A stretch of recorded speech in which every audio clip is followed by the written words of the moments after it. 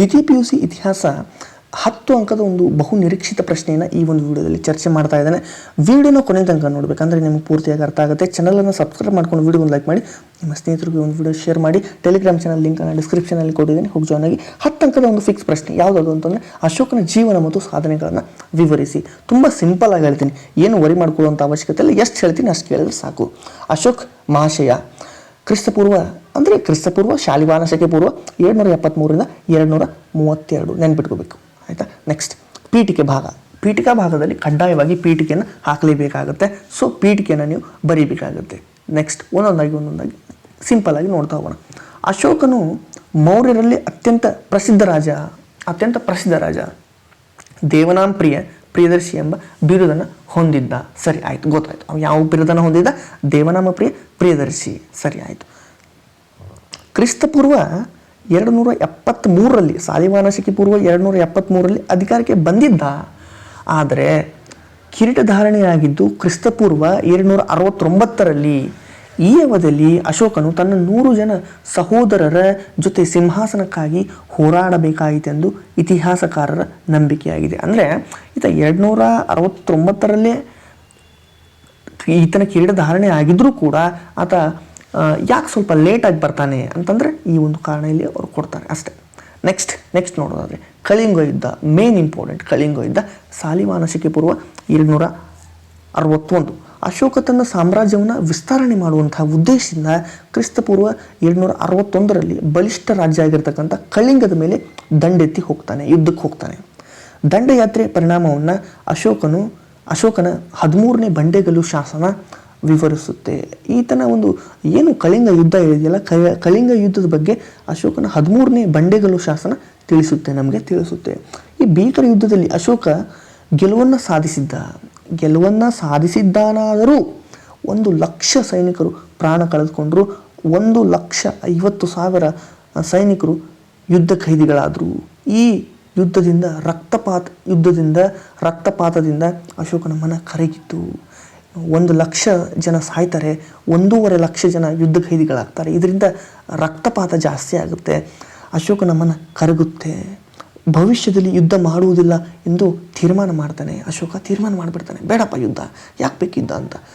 ದಿಗ್ವಿಜಯಕ್ಕೆ ಬದಲಾಗಿ ಧರ್ಮದ ವಿಜಯದ ನೀತಿ ಅನುಸರಿಸಿದನು. ಉಪಗುಪ್ತನ ಪ್ರಭಾವದಿಂದ ಬೌದ್ಧ ಧರ್ಮ ಸ್ವೀಕಾರ ಮಾಡ್ತಾನೆ.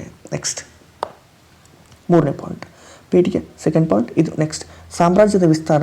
ಉತ್ತರದಲ್ಲಿ ಕಾಶ್ಮೀರದಿಂದ ಅಫ್ಘಾನಿಸ್ತಾನಿನವರೆಗೆ, ದಕ್ಷಿಣದಲ್ಲಿ ಸುವರ್ಣಗಿರಿವರೆಗೆ, ಪೂರ್ವದಲ್ಲಿ ಬಂಗಾಳದಿಂದ ಪಶ್ಚಿಮದ ಸಿಂಧ್ ಬಲೂಚಿಸ್ತಾನವರೆಗೆ ಹಬ್ಬಿತ್ತು. ನೆನ್ಪಿಟ್ಕೋಬೇಕು. ನೆಕ್ಸ್ಟ್ ಅಶೋಕನ ಶಿಲಾಶಾಸನಗಳು. ಈತ ಶಿಲಾಶಾಸನಗಳನ್ನು ಹೊರಡಿಸಿರ್ತಕ್ಕಂಥ ಮೊದಲ ಸಾಮ್ರಾಟ, ಭಾರತದಲ್ಲೇ ಮೊದಲ ಸಾಮ್ರಾಟ. ಶಾಸನಗಳ ಭಾಷೆ ಪ್ರಾಕೃತ, ಪಾಲಿನೋ ಅಂತಾರೆ, ಗ್ರೀಕ್ ಆಗಿದ್ದು ಬ್ರಾಹ್ಮಿ ಮತ್ತು ಖರೋಷ್ಠಿ ಲಿಪಿಗಳನ್ನು ಹೊಂದಿವೆ. ಈತನ ಒಂದು ಶಿಲಾಶಾಸನಗಳು, ಸ್ಕ್ರಿಪ್ಚರ್ಸ್. 1837 ಜೇಮ್ಸ್ ಪ್ರಿನ್ಸೆಪ್ ಬ್ರಾಹ್ಮಿ ಲಿಪಿಯನ್ನು, ಶಾಸನಗಳನ್ನು ಸಂಶೋಧಿಸಿ ಬೆಳಕಿಗೆ ತರ್ತಾನೆ. 1837 ಜೇಮ್ಸ್ ಪ್ರಿನ್ಸೆಪ್ನು ಬ್ರಾಹ್ಮಿ ಲಿಪಿ ಮತ್ತು ಶಾಸನಗಳನ್ನು ಸಂಶೋಧನೆ ಮಾಡಿ ಬೆಳಕಿಗೆ ತರ್ತಾರೆ. ನೆಕ್ಸ್ಟ್ ಅಶೋಕನ ಶಿಲಾಶಾಸನಗಳು. ಕರ್ನಾಟಕದಲ್ಲಿ ಇರ್ತಕ್ಕಂಥ ಶಿಲಾಶಾಸನಗಳು. ರಾಯಚೂರು ಜಿಲ್ಲೆ ಮಸ್ಕಿ, ಕೊಪ್ಪಳ, ಗವಿಮಠ ಪಾಲ್ಕಿಗುಂಡ, ಚಿತ್ರದುರ್ಗದಲ್ಲಿ ಬ್ರಹ್ಮಗಿರಿ, ಸುಧಾಪುರ, ಜಂಟಿಗ ರಾಮೇಶ್ವರ, ಬಳ್ಳಾರಿಯಲ್ಲಿ ನಿಟ್ಟೂರು, ಉದಯಗೊಳ್ಳಂ, ಕಲಬುರಗಿಯಲ್ಲಿ ಸನ್ನತಿ. ಹಾಗಾದರೆ ಮಸ್ಕಿ ಶಾಸನವು ದೇವನಾಮ ಪ್ರಿಯದರ್ಶಿ ಎಂಬ ಬಿರುದನ್ನು ಹೊಂದಿದ್ದ ರಾಜ ಅಶೋಕನಲ್ಲದೆ ಬೇರೆ ಯಾರೂ ಅಲ್ಲ ಅಂತ ಹೇಳುತ್ತೆ, ದೃಢಪಡಿಸುತ್ತೆ. ನೆಕ್ಸ್ಟ್ ಅಶೋಕನ ಧರ್ಮ. 6th point. ಅಶೋಕನು ಧರ್ಮಕ್ಕೆ ಶ್ರೇಷ್ಠ ಕೊಡುಗೆಯನ್ನು ನೀಡಿದ್ದಾನೆ. ಅವನ ಪ್ರಕಾರ ಧರ್ಮನಿಷ್ಠೆಯು ಈ ಕೆಳಗಂಡ ಅಂಶಗಳನ್ನು ಹೊಂದಿರಬೇಕು, ಗುಣಗಳನ್ನು ಹೊಂದಿರಬೇಕು. ಯಾವ್ಯಾವ ಗುಣ?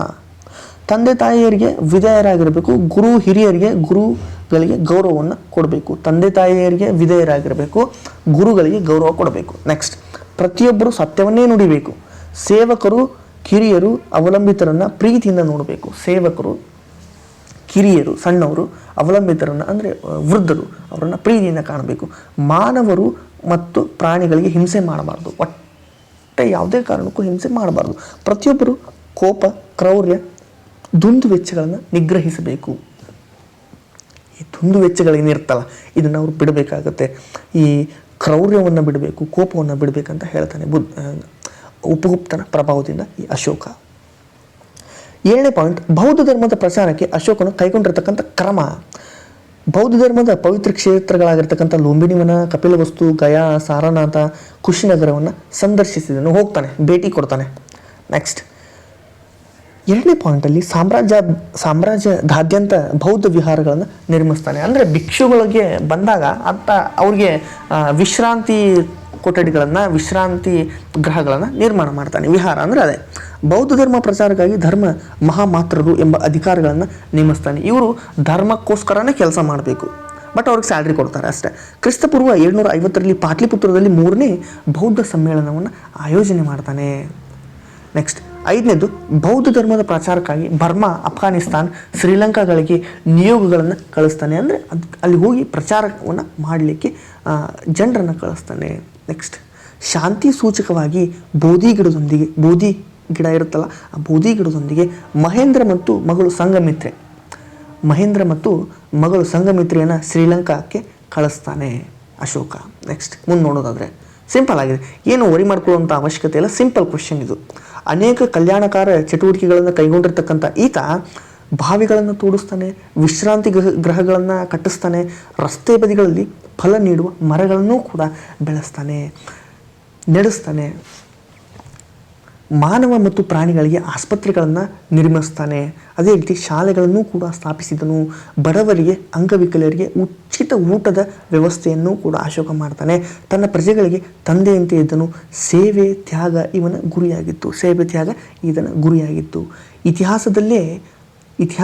ಭಾರತ ಇತಿಹಾಸದಲ್ಲಿ ಅಷ್ಟೇ ಅಲ್ಲ, ಪ್ರಪಂಚದ ಇತಿಹಾಸದ ಪುಟಗಳಲ್ಲಿ ಸ್ಥಾನ ಪಡೆದಿರತಕ್ಕಂಥ ಭಾರತೀಯ ಅರಸ ಪ್ರಪಂಚದ ಇತಿಹಾಸದಲ್ಲಿ ವಿಜಯದ ನಂತರವೂ ಯುದ್ಧವನ್ನು ತ್ಯಜಿಸಿದ ಏಕೈಕ ಅರಸನಾಗಿದ್ದಾನೆ. ಈ ಒಂದು ಕ್ವಶನ್ಗೆ ಇಷ್ಟು ಆನ್ಸರ್ ಬರೆದ್ರೆ 10 ಮಾರ್ಕ್ಸ್ ನಿಮಗೆ ಸಿಗುತ್ತೆ. ಯಾವ್ಯಾವ ಪಾಯಿಂಟನ್ನು ಇನ್ಕ್ಲೂಡ್ ಮಾಡಿ ನಾನು ಹೇಳಿದ್ದೀನಿ, ಎಕ್ಸ್ಪ್ಲೇನ್ ಮಾಡಿದ್ದೀನಿ, ಇಷ್ಟನ್ನು ನೀವು ಬರೀಬೇಕಾಗುತ್ತೆ. ಇದಿಷ್ಟು ಈ ಒಂದು ವಿಡಿಯೋದಲ್ಲಿ. ಮತ್ತೆ ಮುಂದಿನ ಒಂದು ವಿಡಿಯೋದಲ್ಲಿ ಸಿಗ್ತಾ ಇದ್ದೇನೆ. ಧನ್ಯವಾದ ಸ್ನೇಹಿತರೆ. ಚಾನಲನ್ನು ಸಬ್ಸ್ಕ್ರೈಬ್ ಮಾಡ್ಕೊಂಡು ವಿಡಿಯೋವನ್ನು ಲೈಕ್ ಮಾಡಿ.